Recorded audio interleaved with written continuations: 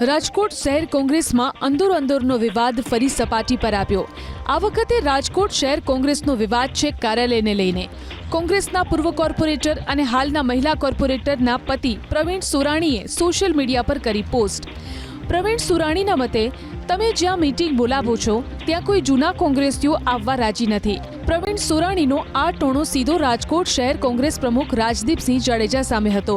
સાથે જ પ્રવીણ સુરાણીએ તો ત્યાં સુધી કહી દીધું કે તમારામાં ત્રિવડ નથી તો પ્રમુખ પદ છોડી દેવું જોઈએ।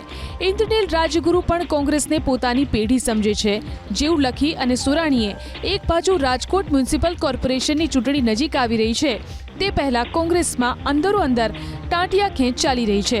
કોંગ્રેસના જ સુરાણીએ કહી દીધું કે આ વખતે કોંગ્રેસને 0 સીટ આવશે। તો સુરાણીના આરોપોને લઈ રાજદીપસિંહ જાડેજાએ આપ્યો જવાબ। તેમણે કહ્યું કે સુરાણી ભાજપના મિત્રો સાથે ઉઠતા બેસતા હોય તેવું લાગી રહ્યું છે। કોંગ્રેસને ખોટી રીતે બદનામ કરનારને નહીં ચલાવી લેવામાં આવે, શિસ્તભંગ કરનારની સામે કાર્યવાહી કરવામાં આવશે। જ્યારથી રાજદીપભાઈ પ્રમુખ બન્યા ત્યારથી અમારી રજૂઆત છે કે કોંગ્રેસ કાર્યાલય બદલાવો ત્યાંથી, કારણ કે ત્યાંથી જે સંચાલન અને કાર્ય પદ્ધતિ છે એનાથી હું સખત નારાજ છું।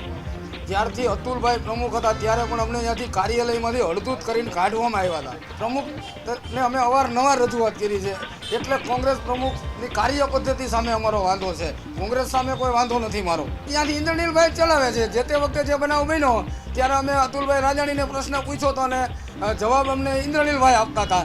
તો હવે ત્યાં અમે જાય તો એ જ પરિસ્થિતિ થાય ને કે ભાઈ પેઢીની જેમ ચલાવવાની છે। અમે કોઈના માણસ નથી, અમે તો કોંગ્રેસના સૈનિક છીએ। ગયા વખતે અમારો એક વોર્ડથી અમે ખાતું ખોલાવ્યું હતું, આ વખતે તો અમને એ પણ શંકા છે। હવે પ્રવીણભાઈએ મન બનાવી લીધું હશે, કદાચ કોઈ સારા લોકો સાથે બેઠક ઉઠક થઈ ગઈ હશે એટલે કદાચ આવી વાત કરતા હશે।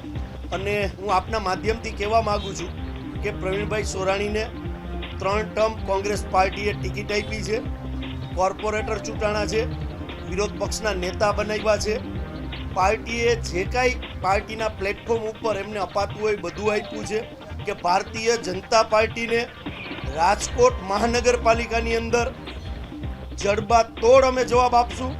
0 સીટ છે એ કદાચ પ્રવીણભાઈને સપનું આવ્યું હશે, પણ આવનારા દિવસોમાં સારું સપનું પણ એને આવશે એ પણ આપને ખાતરી આપો। એમને જે વર્તન કર્યું છે અને જે મેસેજ દીધો છે એ મેસેજ ઉપર અમે પગલાં પણ આવનારા દિવસોમાં લેશું।